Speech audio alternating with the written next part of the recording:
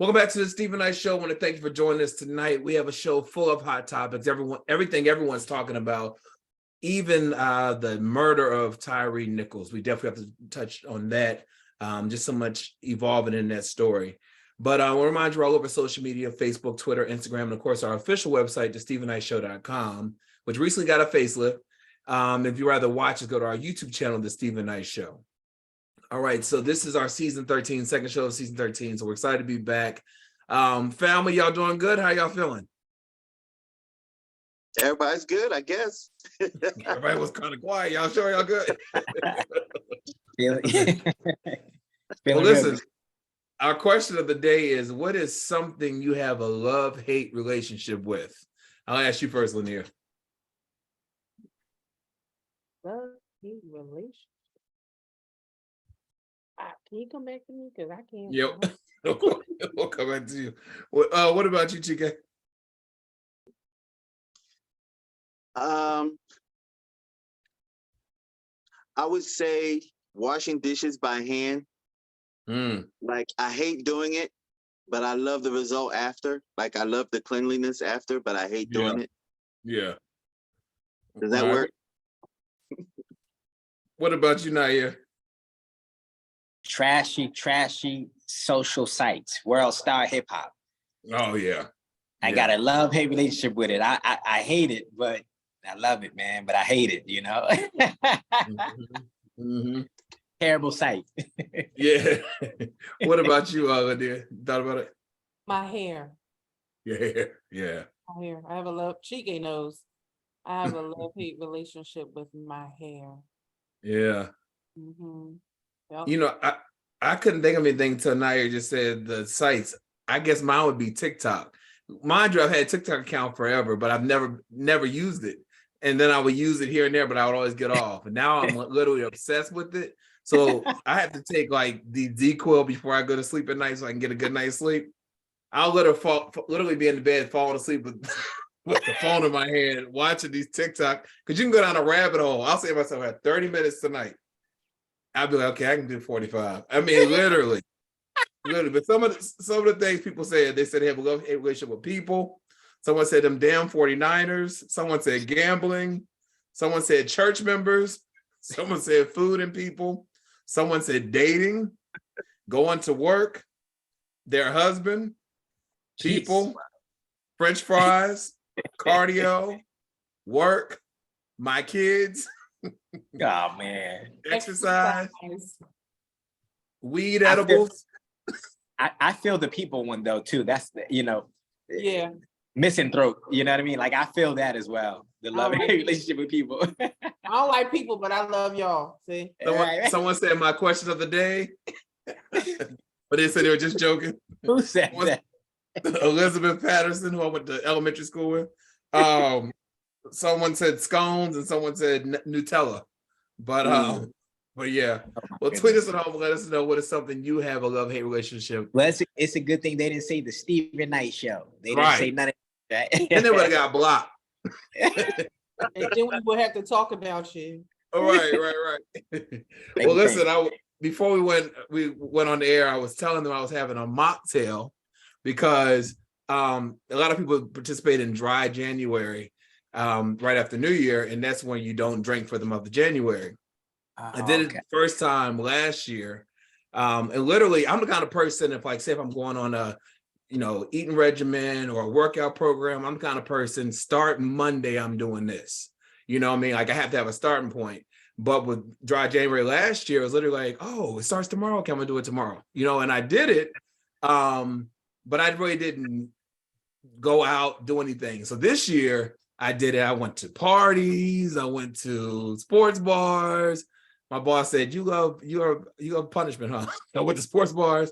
I went to just different social things, and so when people were drinking, I had my mocktail, but I did have several friends that did it with me, so that made it a little easier. One of my friends looked depressed every time we were out. And I heard him tell this girl, February 1st, and get fast enough. But anyway, so it's honor of dry January. I'm having my mocktail, which is tart cherry juice and a splash of ginger ale and ice. That's what I'm having. Because it ends on February, but February 1st on Wednesday, but I'm, the thing is not to dive back in, it's to kind of wean back in. To jump into a whole bottle of something come midnight. No, I can't do that. I can't do it. But Lynia, I don't know if you remember last year when you mentioned you were coming to Atlanta, and I told you I was doing dry January, and you said, "Well, when is it over?" But you end up coming afterwards.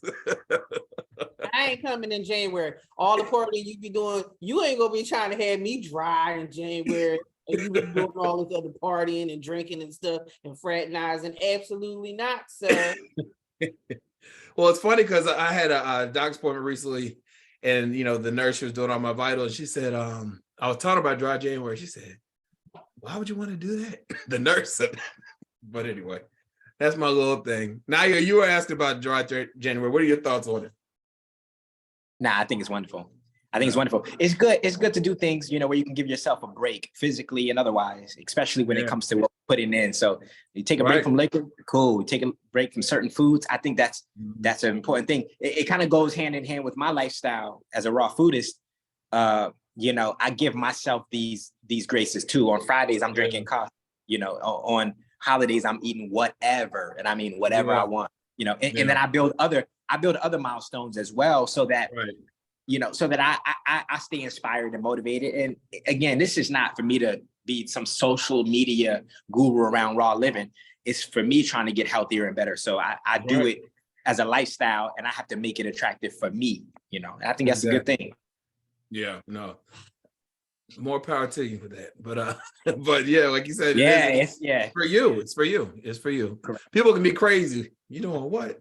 But yeah, you have to do what can make you feel better, be healthier, and things like that. So especially after the holidays, there's a lot of parties and celebrations. So it's kind of just a reset for the new year. Yeah. All right. Well, let's get into the hot topics. Tyre Nichols. He was a 29-year-old Black man who was pulled over by police for allegedly reckless driving. According to his mother, he was only 2 minutes away from his home when he was pulled over. Now, this is what we knew initially. Officials said that Memphis police officers approached Nichols, who ran away. Attorney for Nichols' family said that body camera footage of the incident shows that Nichols did not originally run away when he was approached by the officers. Nichols told the police officer he was just trying to get home from FedEx where he worked, and he yelled for his mother 3 times towards the end of the video. The body camera footage had not been publicly released at that point. Now, officers say that they pursued Nichols after he ran and apprehended him. Then they said he complained of shortness of breath, where they transferred him by ambulance to the Memphis St. Francis Hospital in critical condition, according to police. Due to Nichols' condition, the Shelby County District Attorney's Office was contacted by the TBI special agents, where subsequently requested to conduct a use of force investigation, according to TBI. And that's because his mother and stepfather complained of how badly he looked in the hospital. He was really beaten up. That's what we knew at that point. So here's a little bit of a timeline. January 10th, he died 3 days after the incident. He was detained by Memphis police. On the 18th, the federal investigation began, Kevin G. Ritz, United States Attorney for the Western District of Tennessee, announced that the FBI and DOJ were investigating the incident. January 20th, they fired the first Black police officers, all 5 of them, Tadarius Bean, Demetrius Haley, Emmett Martin III, Desmond Mills Jr., and Justin Smith. Again, they were all Black. They were fired. Then on the 23rd, the family was shown the footage, and they described it as appalling, deplorable, heinous, violent, and troublesome on every level. And this is according to their attorney, Ben Crump. They said what was in the video was defenseless. He was defenseless the entire time. This is according to another attorney who worked with the family. He was a human pinata for those police officers. It was unadulterated, unbashful, nonstop beating of a young boy for 3 minutes. All right, so on the 26th, that's when they determined they were going to release the body cam to all of us. No, I'm sorry. That's when the body cam was independent autopsy was released. I'm sorry, just before the body cam. A grand jury indicted 5 officers involved in Nichols incident.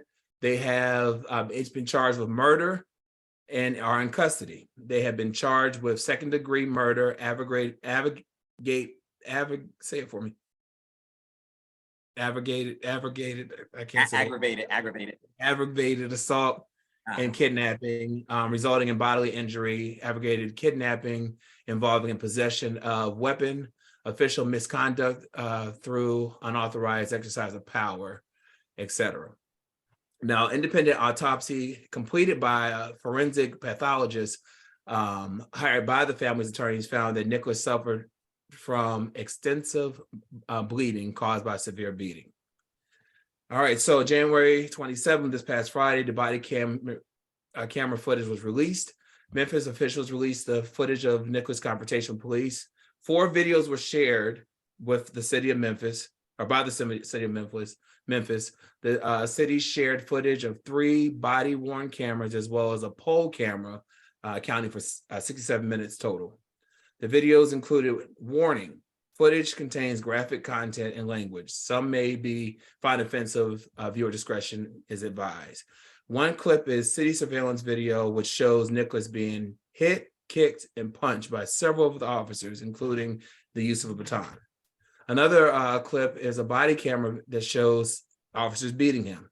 Another clip highlights audio in which Nichols can be heard yelling for his mom several times.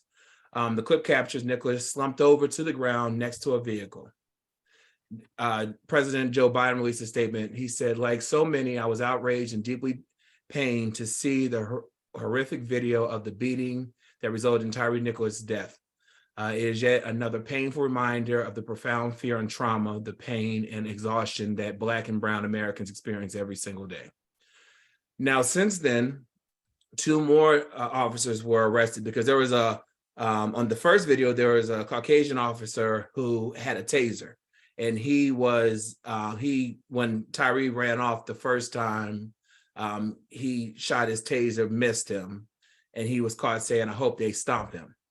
But they were saying the reason why was probably a delay in his arrest. He hadn't been charged, or not arrest, I'm sorry, him being fired. They said a delay is because he never went to the second location where the beatings happened. But he and another officer, they were both, they've been fired, but they haven't been charged yet. And then 3 EMTs who came to the scene, they have been fired and there could be charges.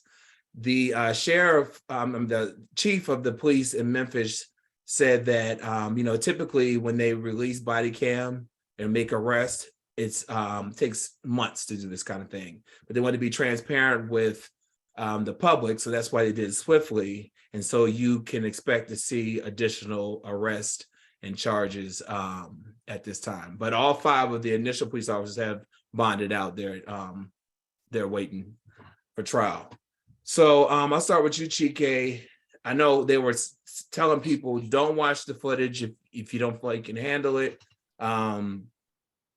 Protect your mental health. Did you watch the footage, and what were your thoughts just in everything about this case? So I did not watch the footage. I will not watch the footage. There were some elements, not some elements. The fact that his family wanted to release the photo of how he looked in the hospital was very remembrant of Emmett Till. And Emmett Till still bothers me. And I wasn't even alive then. And that story, his mother's story, what happened to Emmett Till, like that whole story just haunts me. And that's something I just can't get past. It makes me sad every time I hear it. And this was reminiscent of that for me. So I just chose not to watch. I'm glad things are changing and that the reaction to it is swifter. But it really, really broke me in half to see that those gentlemen were Black. It really broke me in half. And I don't know where I am right now. Yeah. And Nayyir, that was the biggest thing. A lot of the news shows and pundits have been talking about the fact that they were Black officers, you know, the initial 5 that are arrested, and predominantly the officers that did respond.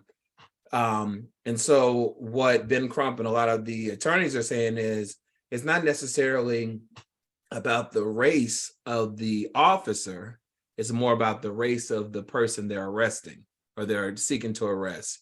For some reason, you know, Black men, I saw this, he was a former someone in the police realm. He was saying that Black and brown people are seen as less than, and it's systemic, and that's where the root of it.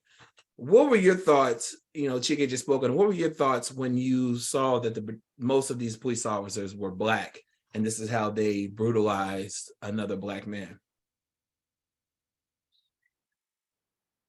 So they're Black.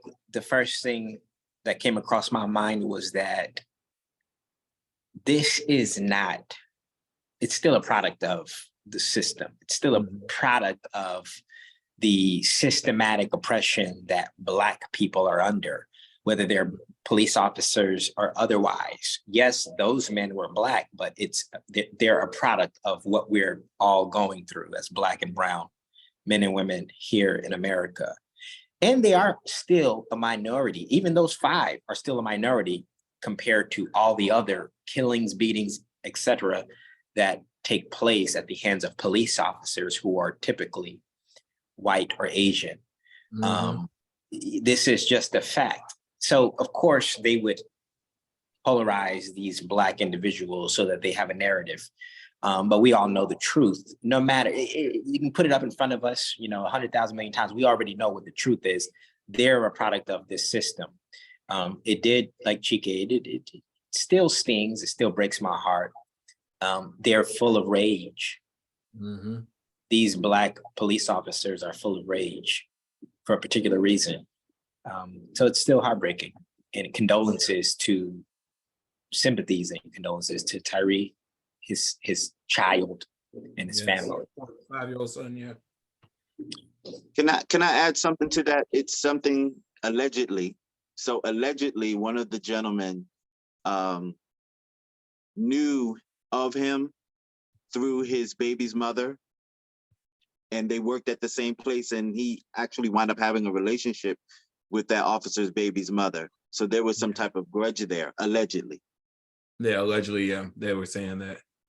Lynia, so this was a special task force called Scorpion, which apparently Memphis had, their crime rate had significantly increased from murders to carjacking to etc. And so they put together this task force, which they have similar throughout the country, even here in Atlanta, Georgia. But these men had only been in the police department for 5 years, 6 years. So they didn't think they were even skilled enough to be in such a task force. They initially pulled him over because they said he was reckless driving, but the cameras all around say that there's no reason why he should have been pulled over. They're typically in unmarked cars, and just how aggressive they were towards him. What are your thoughts about this task force? Now has been disbanded, but someone said it's kind of like they're talking about the police chief. They're saying that's kind of like setting your house on fire and then you get credit for letting it out. What are your thoughts on all that? First and foremost, condolences to his family. Secondly, psychological evaluations, psychological counseling should be mandatory for even becoming a police officer. Because these people see things that some of us won't see in a lifetime in the capacity that they see it. Right. And you just can't leave that at the job. The same way a serviceman can't come back home from fighting for this country and be okay. You need to be fully vetted. Yeah. And taken care of and evaluated in these situations. And I'm gonna say this. I know we people don't, oh, not, I'm not gonna say we. People don't always want to hear, oh, it's not a black or white thing. But I'm gonna say this. It's amazing how swift it was with these black officers. Swift. From when it happened to up into the swift, everything is just on the money. Oh, we want to be transparent, blah, blah, blah, blah, blah, blah. But when it's, white officers and other officers, there's no swiftness. There's secrecy. They don't want the public to know who the officers are. They're kept under wraps. They're protected. There's like this cloak surrounding them, until they have to give the public something relating to a situation. Like Chike mentioned, the picture is definitely reminiscent of Emmett Till, but the actual beating is reminiscent of Rodney King. Rodney King, yeah. Yeah. So, those are two elements that will have and will forever have an impact on our culture and our race, relating to, especially our Black men and how they are, just demonized, emasculated and dehumanized, and just, and you don't know where that comes from. But like Nayyir said, they are a part of a system.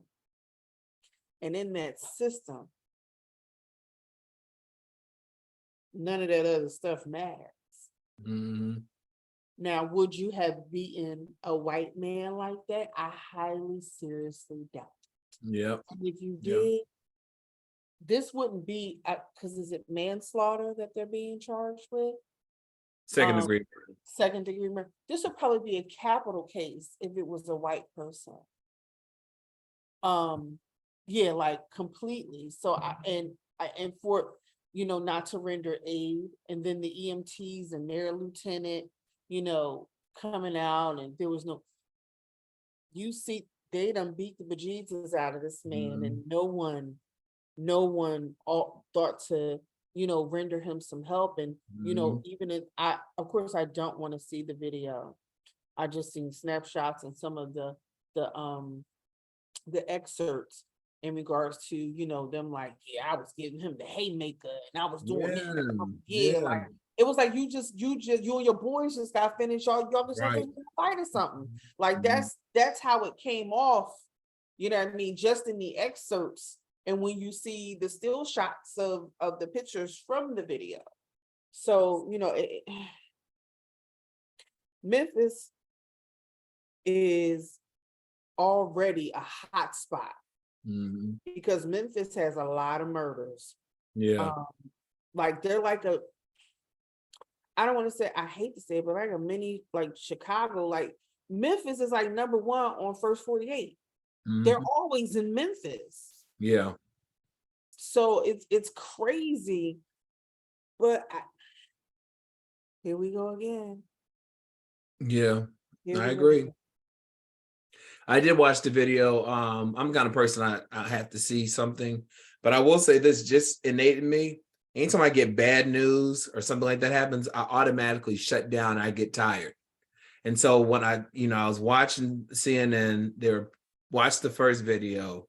As it went to the second video, I started getting tired. I fell asleep, and I came back on when the commentators started talking about the video. And so there's so much about this. It was traumatizing to see it. Don Lemon said it best. He said it was not like these officers, they were shooting the breeze, talking about anything while this guy's laying by the car, handcuffed. They're giving him instructions to show his hands. Meanwhile, his hands are apprehended. He's behind his back. They're telling him to lay down. He's already on the ground. When they first pull him over, he was like, well, what did I do? And they're not telling him what he did. They're yelling at him, cussing at him. And he said, well, you know, I'm just trying to get home. Y'all are doing a lot right now. You know what I mean? And they just had no regard for him. And even the fact when his body was, they were saying things. I don't know if they knew they were being filmed, because they knew that you have to turn your body cam on and their cameras around, but they were saying stuff like, he must be on drugs. He's, you know, he tried to grab my gun. They were saying stuff like, that's trying to lay the foundation for exactly. them. Exactly. So they can And have. you didn't see any of that. You didn't see it, but I'm telling you, it was really the street cameras that showed. It showed the beatings. It showed them punching, kicking. I will say this, Stephen. I will say this. After I heard that part about it, I would want someone to push for murder one. Well, you know, a lot of times when they do that, they can, I think they can upgrade the charge. But to get it, the initial charges. The initial charge, that's why they don't go as high as they can, from what I understand. But it was just the way they were talking, it wasn't any professionalism. And they were saying, even in a special task force, but even outside of that, they're supposed to have some kind of supervisor on the grounds to say, okay, enough is done. Let's. Oh, that white shirt. They didn't have it. And even you talked about how swiftly they arrested the Black officers.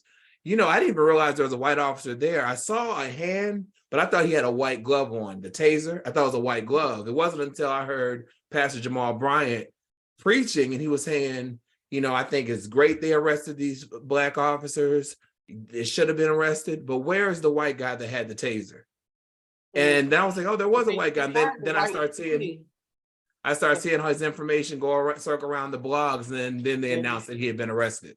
But it was a sad case. You know, we have a video on our Instagram page where we show his love for skateboarding, his love for life.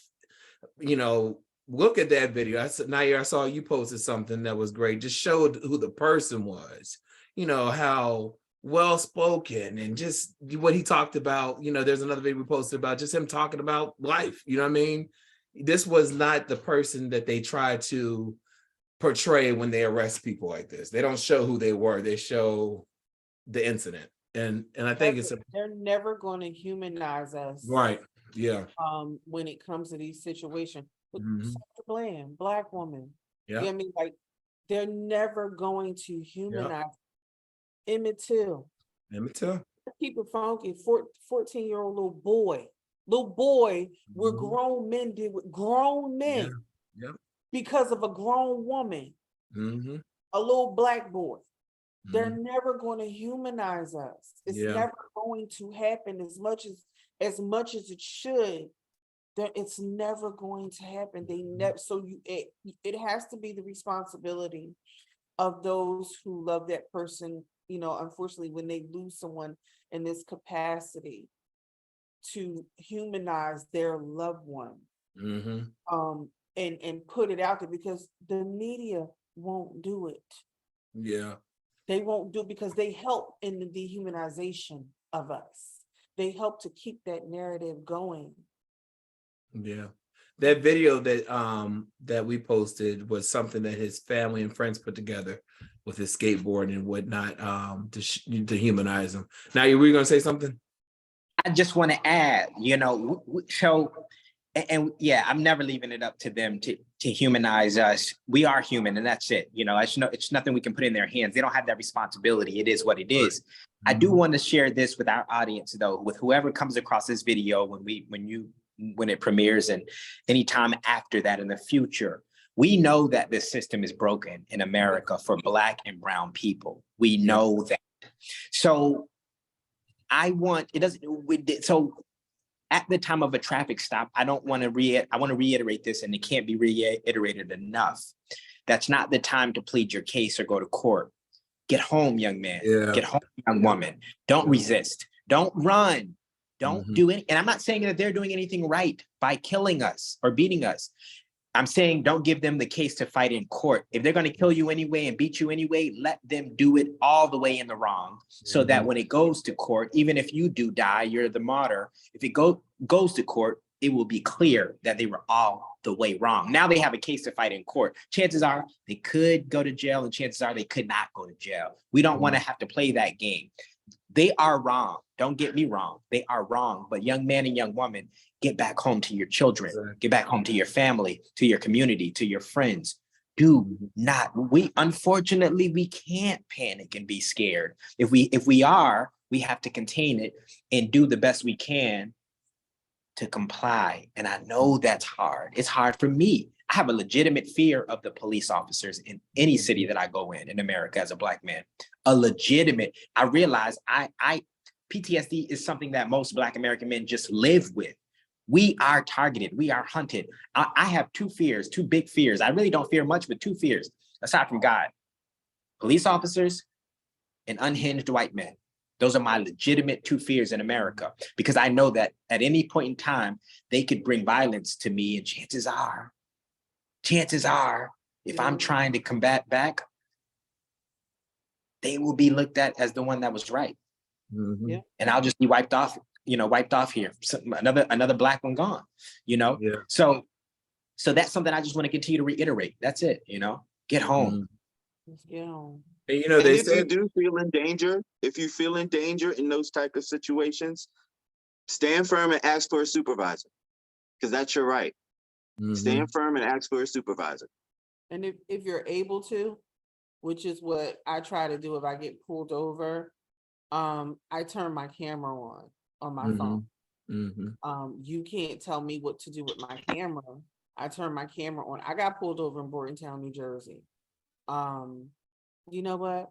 I ain't gonna argue with you. I ain't gonna fuss with you. Mm-hmm. I ain't even got to answer your questions. Guess what? I give you what you need. You want my license, my insurance, my registration, all my shit is good. Mm-hmm. I'm gonna give you what you need so I can go on my way, because all I want to do is go home. Get home. I know you pulled me over for nothing. And I'm gonna tell you why, because all you did was give me a warning. What you pulled me over for then? Mm-hmm. Yeah. What you pulled me over for? So this, just like Nayyir said, just get home. Get home.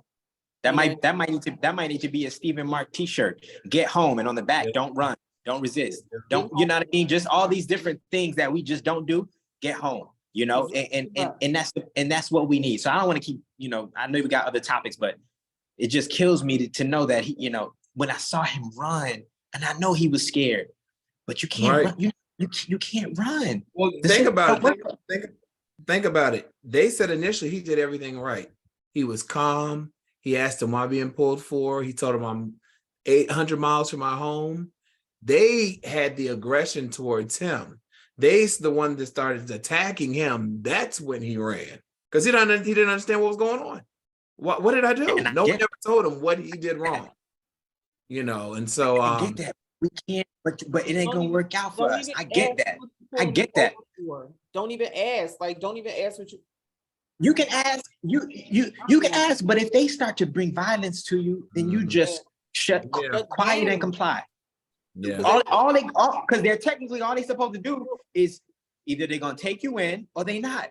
That's it. You don't just comply. Just comply. Don't run. If they bring violence to you, stay calm in that. Stay peaceful in that, and let them do what they're gonna do. If they're gonna do it violently and wrong, then you will have a case, but you'll be alive to see that case. That's true. Well, again, our condolences go to Tyre's son, his family, his loved ones, and like Nayyir and everybody would say, get home. But right back, we'll a couple more hot topics right back after this.